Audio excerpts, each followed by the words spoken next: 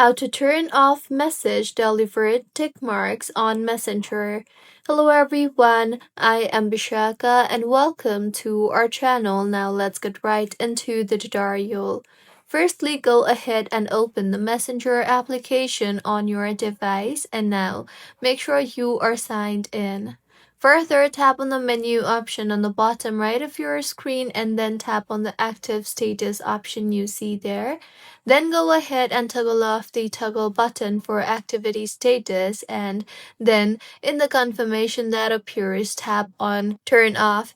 You can then go ahead and if you want to turn off the tick mark for a specific person individually, then you can also open their profile and tap on their name on top of your screen.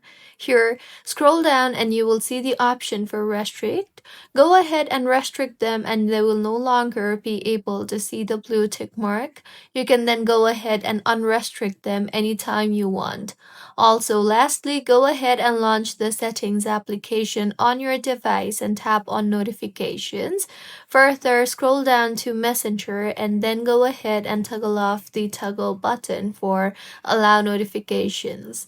So these were a few ways on how you can turn off message delivered tick mark on Messenger. If you find this tutorial helpful, please like the video and do comment if you have any queries.